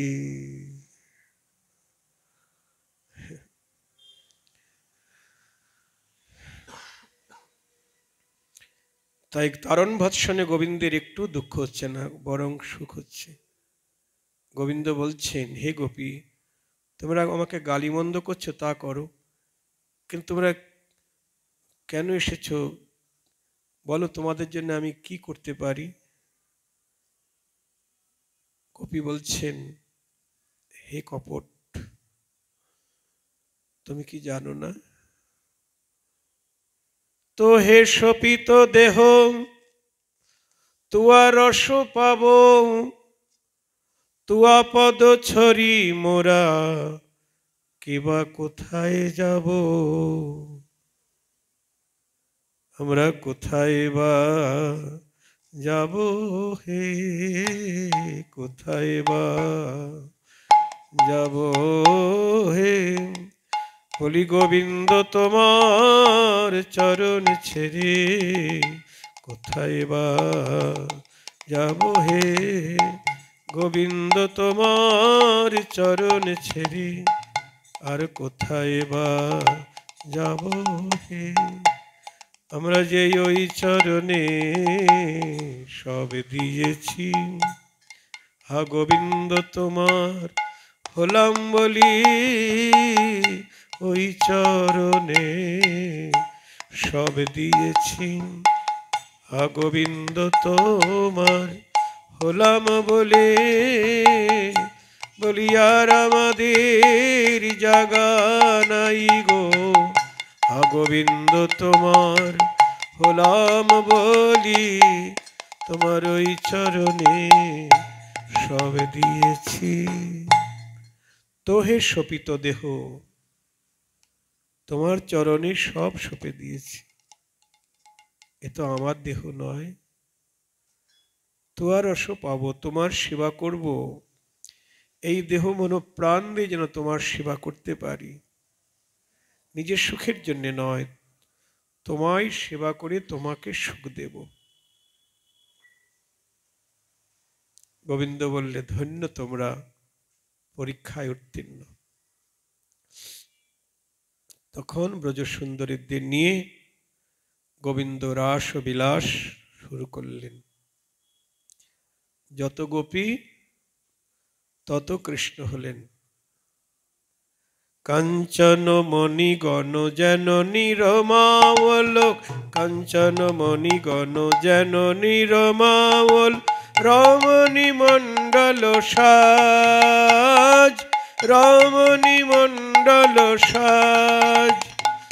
মাঝহি মাঝ মহামর কত সম, মাঝহি মাঝ মহামর কত শ্যাম, সমর নটবর রাজ, সমর নটবর রাজ। বলি মণি কাঞ্চনে যোগ লাগিল, মণি কাঞ্চনে যোগ লাগিল, রাসমণ্ডল মাঝে মণি কাঞ্চনে যোগ লাগিল। কাঞ্চন আর মণি, স্বর্ণমণি আর মরকতমণি, অসংখ্য স্বর্ণমণি আর অসংখ্য মরকতমণি। মানে ব্রজগোপী হলো স্বর্ণমণি, স্বর্ণকেও মণি বলা হয়, সোনার বর্ণ গোপিকারা। কাঞ্চন মণিগণ নেজান নিরমাউল রমণী মণ্ডল সাজ। দুই দুই গোপীর মাঝে এক এক কৃষ্ণ মণ্ডলী করে দাঁড়ালেন। প্রত্যেক দুই দুই গোপীর মাঝে এক এক কৃষ্ণ। হ্যাঁ, কাঞ্চন মণিগণ যেন নিরমাউল রমণী মণ্ডল সাজ। মাঝহি মাঝ মহামর কত সম শ্যামর নটবর সাজ। নৃত্য করছেন। আর অপরূপ রাস বিহার, অপরূপ রাস বিহার, স্থির বিজুরি সয়ে চঞ্চল জলধর, স্থির বিজুরি সয়ে চঞ্চল জলধর, স্থির বিজুরি সয়ে চঞ্চল জলধর, রসবরি ক্ষয়ে অনিবার, আর রসবরি ক্ষয়ে অনিবার। যেন রসের বৃষ্টি বরিশন করে, মেঘ বিজুরি জরাজরি হয়ে রসের বৃষ্টি বরিশন করে। মেঘ বিজুরি জরাজরি হয়ে শিরাস মণ্ডল মাঝে, মেঘ বিজুরি জরাজরি হয়ে শিরাস মণ্ডল মাঝে, মেঘ বিজুরি জরাজরি হয়ে মেঘ রসের বৃষ্টি বরিশন করে। কি বলছেন? অপরূপ রস বিহার, স্থির বিজুরি সয়ে চঞ্চল জলধর। প্রথমে বৈষ্ণব কবি বললেন যেন অসংখ্য স্বর্ণমণি আর অসংখ্য মরকতমণি একসঙ্গে বিহার করছেন। তারপরে দেখছেন না, মনে হচ্ছে যেন অসংখ্য স্থির বিজুরি আর অসংখ্য চঞ্চল জলধর। এই জগতে বিজুরি কাকে বলে? মেঘের গায়ে যে বিদ্যুৎ চমকায় তাকে আমরা বিজুরি বলি। আর জলধর মানে মেঘ। তো প্রাকৃত জগতের বিজুরি চঞ্চল, চমক দিয়ে পালিয়ে যায়, আর এ বিজুরি চঞ্চল নয়, স্থির বিজুরি। মানে যত গোপী তারা প্রত্যেকে এক একটি স্থির বিজুরি। জয় রাধে। আর যত কৃষ্ণ, কৃষ্ণ মানে মেঘ, জলধর, এই জলধর বড় চঞ্চল। জয় রাধে। তাহলে প্রাকৃতিক জগতের মেঘ চঞ্চল নয়, বিজুরি চঞ্চল, কিন্তু মেঘ স্থির। আর অপ্রাকৃত বৃন্দাবনী বিজুরি স্থির আর জলধর চঞ্চল। স্থির বিজুরি সয়ে চঞ্চল জলধর, রসবরি ক্ষয়ে অনিবার, রসবরি ক্ষয়ে অনিবার। তারপর কি দেখছেন? কত কত চাঁদ তিমির উপরে বিলাসই, কত কত চাঁদ তিমির পরে বিলাসই, তিমিরহি কত কত চাঁদ, তিমিরহি কত কত চাঁদ। মানে কত কত কত শত চাঁদ আর কত শত তিমির একসঙ্গে বিলাস করছেন। চাঁদ তিমিরে জরাজরি। তিমির মানে কি?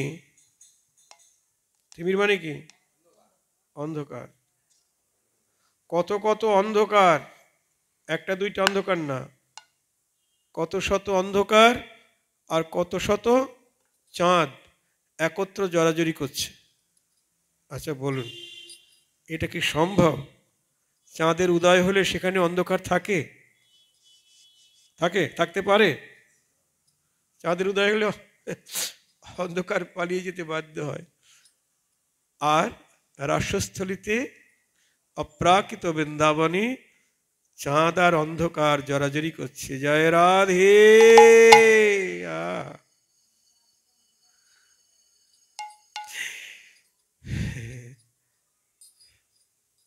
কত কত চাঁদ তিমির পরে বিলাসই, তিমিরহি কত কত চাঁদ, তিমিরহি কত কত চাঁদ। কনকলতায় তমালহু কত কত, কনকলতায় তমালহু কত কত, কনকলতায় তমালহু কত কত, কনকলতায় তমালহু কত কত।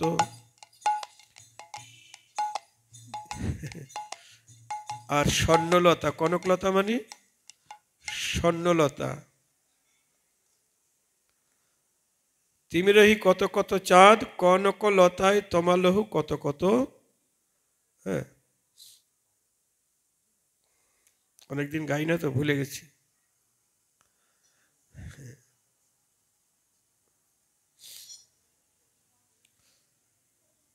অসংখ্য স্বর্ণলতা আর অসংখ্য তমাল তরু। তমাল বৃক্ষের বর্ণ কেমন গো? কালো। হ্যাঁ, যেখানে তমাল বৃক্ষ হলেন গোবিন্দ, আর ব্রজসুন্দরী হলেন স্বর্ণলতা। স্বর্ণলতা আর তমাল বৃক্ষ জড়াজড়ি করছে। আমরা জানি স্বর্ণলতাই তমালকে জড়িয়ে থাকে, তাই না? কিন্তু তমাল বৃক্ষ আবার স্বর্ণলতাকে জড়ায় কেন? কি নাই, প্রাকৃত জগতে বৃক্ষ লতাকে জড়ায় না, লতাই জড়িয়ে থাকে বৃক্ষকে। কিন্তু অপ্রাকৃত বৃন্দাবনে লতা বৃক্ষ তমাল তরুকে জড়িয়ে ধরেছে, আর তমাল বৃক্ষ লতাকে জড়িয়ে ধরেছে। জয় রাধে। তনু তনু আপন বন্ধে, তনু তনু আপন বন্ধে, কনকলতায় তমালহু কত কত, তনু তনু আপন বন্ধে। আবার আরো কি দেখছেন কবি? কত কত পদুমিনী পঞ্চম গাওত, কত কত পদুমিনী পঞ্চম গাওত, মধুকর ধরু শ্রুতিভাস, মধুকর ধরু শ্রুতিভাস। মানে কত শত পদুমিনী মানে পদ্মফুল, তারা গান করছেন পঞ্চম স্বরে। পদ্মফুল গান করে? হ্যাঁ, উল্টা পাল্টা কথা। বলছে কত শত পদ্মফুল গান করছে, আর মধুকর ধরু শ্রুতিভাস। মধুকর মানে ভ্রমর শুনছে। জয় রাধে। সে উল্টা পাল্টা কথা না। আমরা জানি পদ্মফুলের উপরে ভ্রমর গান করে, পদ্মফুল শোনে, আর এখানে উল্টা পাল্টা। কত কত পদুমিনী পঞ্চম গাওত, মধুকর ধরু শ্রুতিভাস। তা ব্রজসুন্দরী হলেন পদ্মফুল,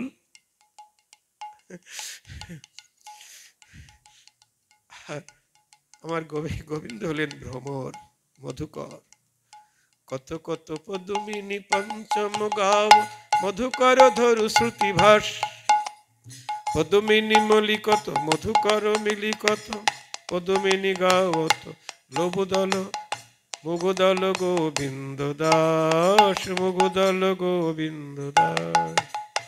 মঞ্জরি ভাবাবিষ্ট পদগোপী গোবিন্দ কবিরাজ মঞ্জরি ভাবে এই লীলা, এই শোভা দর্শন করছেন। জয় রাধে। আর মাঝখানে নৃত্য করছেন কে গো? আমার রাধা কৃষ্ণ।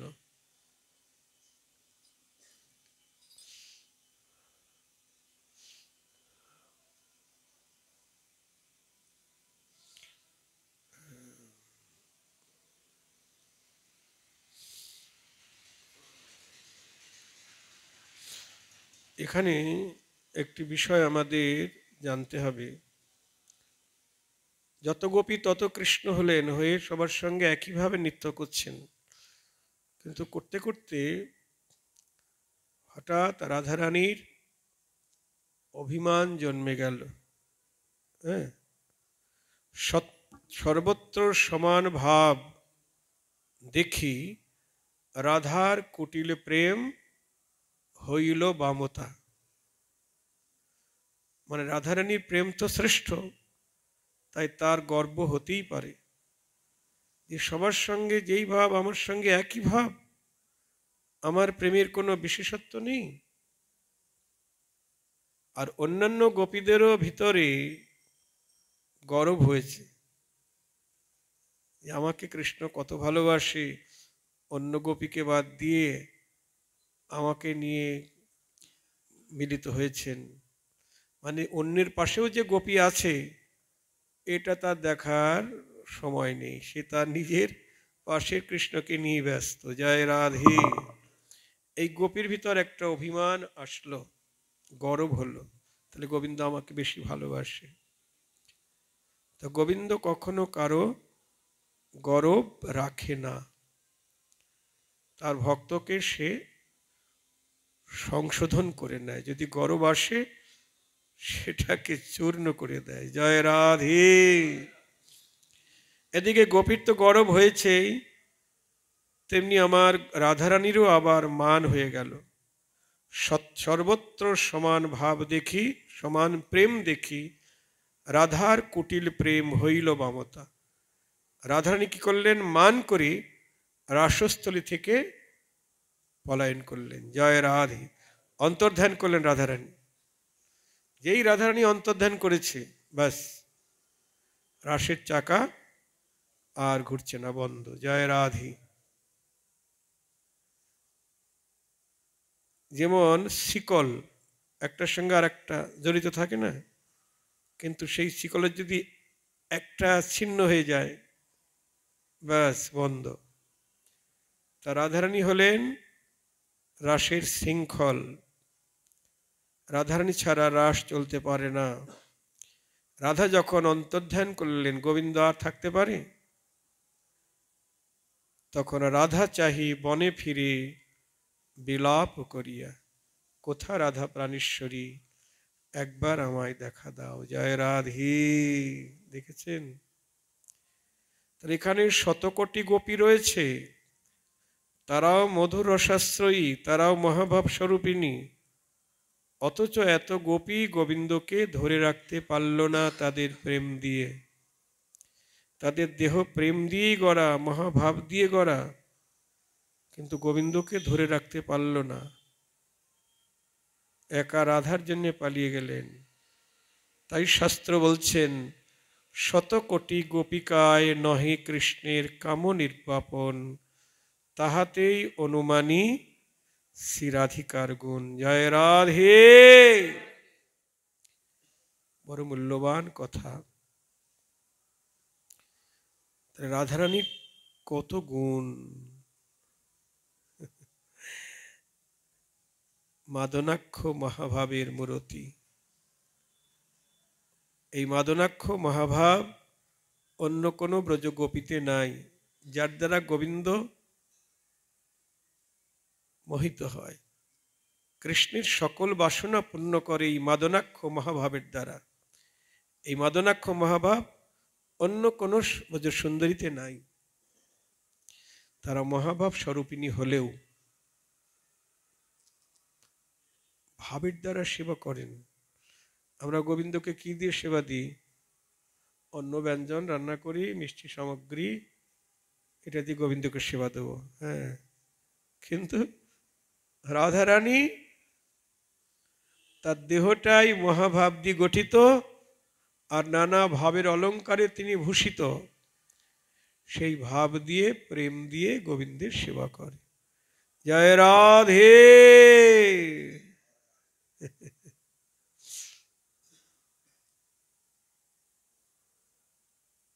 গোবিন্দ যখন অন্তর্ধান করলেন, রাধারানী কে খুঁজছেন, রাধারানীকে খুঁজে পেলেন, পেয়ে তারপরে দুইজন একসঙ্গে চলেছেন। গোপীরা অনুসন্ধান করছে গোবিন্দ কোথায় গেল। খুঁজতে খুঁজতে গোবিন্দের চরণ চিহ্ন পেলেন। তারপরে তার পাশে রাধারানীর চরণ চিহ্ন পেয়ে দেখলেন এই গোপী কত ভাগ্য করেছে, তাই আমাদের সবাইকে ত্যাগ করে একে নিয়ে অন্তর্ধান করেছেন গোবিন্দ। জয় রাধে। তারপরে গোপী গীত আছে, অনেক কেঁদেছেন ব্রজসুন্দরীরা।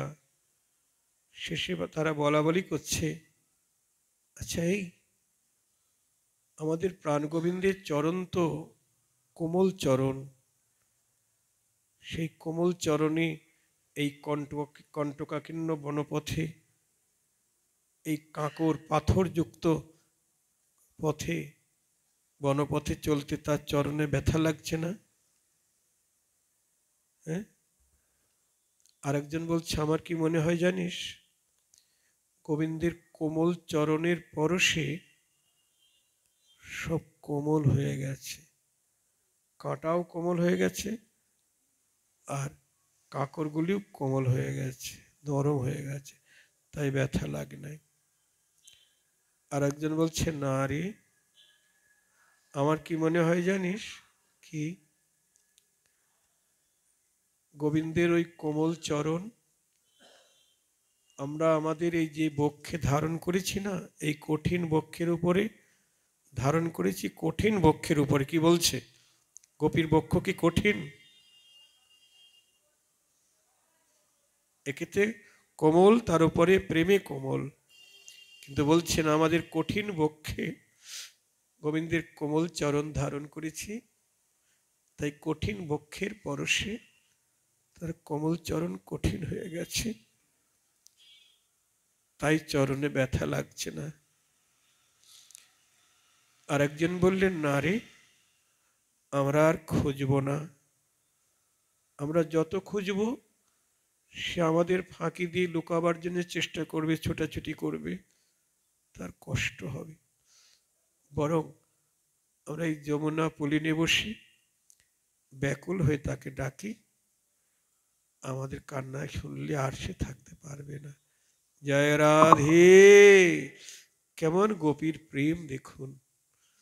তখন যমুনা তীরে তারা সবাই মিলে ব্যাকুল হয়ে গোবিন্দকে ডাকতে লাগলেন। ডাকার পরে গোবিন্দ এসে তাদের সঙ্গে মিলিত হলেন।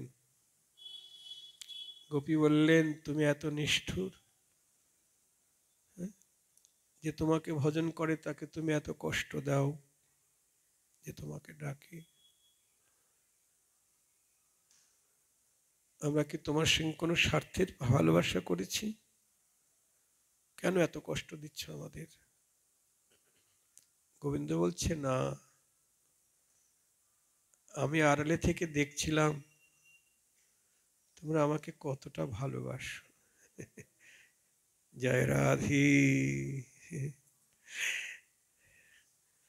তারপর তোমাদের তো অনুরাগ আছেই আমার প্রতি, আর তোমাদের এই অনুরাগ আরো বাড়াবার জন্যে আমি একটু পালিয়েছিলাম, যাতে অনুরাগ আরো বাড়ে।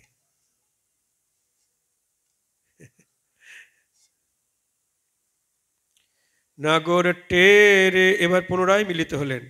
নাগর টেরে টেরে হেরয়ে রাই বয়ান, নাগর টেরে টেরে হেরয়ে রাই বয়ান, হেরয়ে রাই বয়ান, হেরয়ে রাই বয়ান, নাগর টেরে টেরে হেরয়ে রাই বয়ান।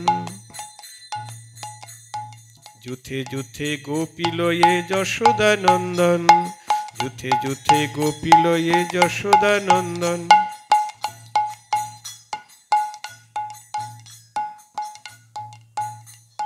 বৃন্দাবনে রাসলীলা কইল আরম্ভন, বৃন্দাবনে রাসলীলা কইল আরম্ভন, নাগর টেরে টেরে হেরয়ে রাই বয়ান। এবার দুই দুই গোপীকে নিয়ে আমার গোবিন্দ নৃত্য করতে লাগলেন। এবার কোন গোপী নাচে গায় কেহ ধরে তান। সবাই তো নৃত্য করছেন একসঙ্গে, তারপর গোপীরা বলছেন আমরা নৃত্য প্রতিযোগিতা দেখব। প্রতিযোগিতা মানে রাধা এবং কৃষ্ণের নৃত্য প্রতিযোগিতা। হ্যাঁ, প্রথমে শ্যাম তুমি নাচবে। ও শ্যাম তোমাকে নাচতে হবে, ধিগে দা ঝেন্না খেটা তগুরু লাগছে কি ঝা, ধিগে দা ঝেন্না খেট তগুরু লাগছে কি ঝা ঝা ঝা, বাজে তগুরু লাগছে কি ঝা, বাজে লাগছে কি ঝা, বাজে লাগছি না ঝিন, ও বাজে লাগছি না ঝিন, লাগছি না ঝিন থরি রে, নাচো তোরে শিরাস মণ্ডলী কানু নাচো তোরে। ও নাগর, তুমি রাসমণ্ডলে নাচবে, না নড়িবে গণ্ডমুণ্ড নুপুরের করাই, না নড়িবে গণ্ডমুণ্ড নুপুরের গড়াই, না নড়িবে বনমালা বুঝিব বরাই, তোমার না নড়িবে বনমালা বুঝিব বরাই, কানো নাচো তোরে শিরাস মণ্ডলী কানো নাচো তোরে। কি বলছেন? না নড়িবে গণ্ডমুণ্ড, নড়বে না, আবার গলের মালাও নড়বে না, বুঝিব বরাই। আরো কি? বিষম, হ্যাঁ না, নানরে বনমালা বুঝিব বরাই। যদি জিনো রাইকে দেব আমরা হব দাসী, যদি জিনো রাইকে দিব আমরা হব দাসী, নইলে কারাগারে রাখিব দুঃখিনী শুনে হাসি, নইলে কারাগারে রাখিব দুঃখিনী শুনে হাসি, কানো নাচো তোরে। যদি জিততে পারো আমাদের রাধারানীকে দিয়ে দেবো, আর যদি হেরে যাও কারাগারে রাখবো। বলছে তোমাদের এই তালে নাচা বড় শক্ত। হ্যাঁ, সবাই বলছে রাধারানীর জয়, শ্যামনগর পরাজিত, রাধা রানী কি। বা তোমাদের রাধারানী নাচলই না আর জয় হয়ে গেল, আগে নাচুক তারপরে। তখন বলছেন হ্যাঁ রাধারানী নাচবে, কি তালে নাচবে আমি বলে দিচ্ছি।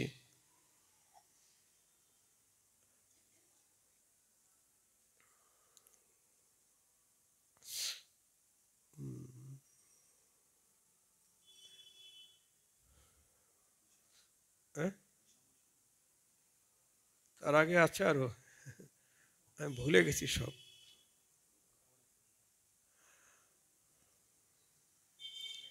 হে রাধে কিভাবে নাচবে জানো? তোমার না হবে ভূষণের ধ্বনি, না নড়িবে চির, না হবে ভূষণের ধ্বনি, না নড়িবে চির, দ্রুত গতি চরণে না বাজিবে মঞ্জির, তোমার দ্রুত গতি চরণে না বাজিবে মঞ্জির, ধ্বনি নাচো তোরে শিরাস মণ্ডলী ধ্বনি নাচো তোরে। কি বলছেন? তুমি নাচবে, না হবে ভূষণের ধ্বনি, তোমার অঙ্গে যে ভূষণ মানে অলংকার আছে একটাও নড়বে না, না নড়িবে চির, চির মানে বসন, নড়বে না। বাবা কিরকম তাল। আবার বলছেন দ্রুতগতির চরণেতে নাচবে, কিন্তু চরণের নূপুর বাজবে না। আমরা কীর্তনিয়ারা তো ধেই ধেই করে নাচি, কিন্তু এ নাচ একমাত্র রাধারানী নাচবে। তারপরে বলছেন কি? বিষম সংকট তালে বাজাইব বাঁশি, বিষম সংকট তালে বাজাইব বাঁশি, বিষম সংকট তাল আর ধনু অঙ্কের মাঝে নাচ বুঝিব প্রেয়সী, ধনু অঙ্গের মাঝে নাচো, বুঝিবে প্রেয়সী ধ্বনি, নাচো তোরে শিরসমণ্ডলে ধ্বনি, নাচো তোরে। বিষম সংকট তাল, আর এই তালে তোমাকে নাচতে হবে, বিষম সংকট তাল। আর তারপরে কোথায় নাচবে? ধনু অঙ্কের মাঝে। আমি ধনু অঙ্ক পেতে দিচ্ছি, এই ধনু অঙ্ক, এই ধনু অঙ্কের মাঝখানে তোমাকে নাচতে হবে। অঙ্কের বাইরে গেলে কিন্তু আউট, এই দাগের বাইরে গেলে ধনু অঙ্কের মাঝে নাচতে হবে। রাধারা নৃত্য করছেন, অঙ্ক করে দিয়েছেন, সেখানে নৃত্য করছেন। যেমন বলে শ্যামনগর তেমনি নাচে রাই, যেমন বলি শ্যামনগর তেমনি নাচে রাই। রাধা রানী কি? অমনি মুরলী লোকায় শ্যাম চারি পানে চায়, মুরলী লোকায় চারি মানে বন্দুক দিয়ে রেখেছে। যদি চিনো, সখীরা বলেছেন যদি তুমি জিততে পারো রায়কে দিয়ে দেবো, নইলে তোমার চোরাবাসী কেড়ে নেব, কারাগারে রাখবো। হ্যাঁ, গোবিন্দ বলেছেন যদি জিততে পারো আমার মুরলী তোমায় দিয়ে দেবো। রাধারানী তো জিতে গেছে। যেমন বলে শ্যামনগর তেমনি নাচে রাই, অমনি মুরলী লোকায় শ্যাম চারি পানে চায়, মুরলী। সবাই বলে রায়ের জয়, শ্যামনগর হারিল, সবাই বলে রায়ের জয়, শ্যামনগর হারিল। রাধা রানী কি? রাধা রানী কি? রাধা রানী কি? দুঃখিনী কহিছে গোপী মণ্ডলী হাসালি, দুঃখিনী কহিছে গোপী মণ্ডলী হাসালো। গোবিন্দ মুরলী লুকাচ্ছেন, আচ্ছা লোকালি কি হবে? কথা কথা, তাই না? দাও দাও দাও। ললিতা মুরলীটা কেড়ে নিয়ে রাধারানীকে দিল। রাধারানী বলছেন মুরলী এতদিন ছিল শ্যামের, আজকে আমার হাতের মুঠোতে, তোমার হাতের নাগালে পেয়েছি। তুমি যেমন আমাদের সারে সর্বনাশ করেছো, কে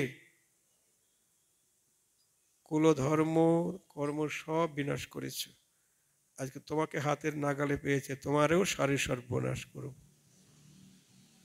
ওরে কালার বাসি রে তোরে দিব যমুনায় ভাসাইয়া,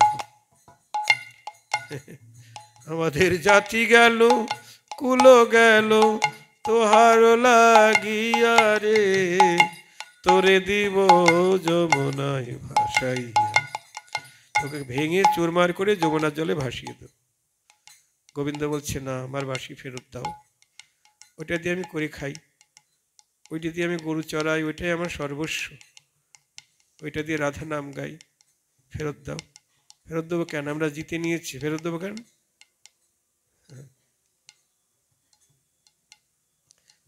তখন সখীরা বললেন শ্যাম, আমরা একটু আনন্দের অভিলাষে তোমাদের নৃত্য প্রতিযোগিতা শুরু করেছিলাম, এবার তোমরা যুগল হয়ে নৃত্য করো, আমরা দর্শন করি। নাচে শ্যাম সঙ্গে রঙ্গে রাধা বিনোদিনী ভাই, নাচে শ্যাম সঙ্গে রঙ্গে রাধা বিনোদিনী রাই। নাচিতে নাচিতে দুহু যেদিকেতে যাই, সেই দিকেতে পূর্ণচন্দ্র ঘুরিয়া বেড়ায়, ঘুরিয়া বেড়ায়। নাচে শ্যাম সঙ্গে রঙ্গে রাধা বিনোদিনী রাই। এবার রাধা কৃষ্ণের একত্রে নৃত্য হলো। সখীরা এবার সবাই মিলে রাধা মাধবের যুগল মিলন দর্শন করছেন আর মিলন গীতি গাইছেন। মিলিল শ্যামের বামে নবীনা কিশোরী,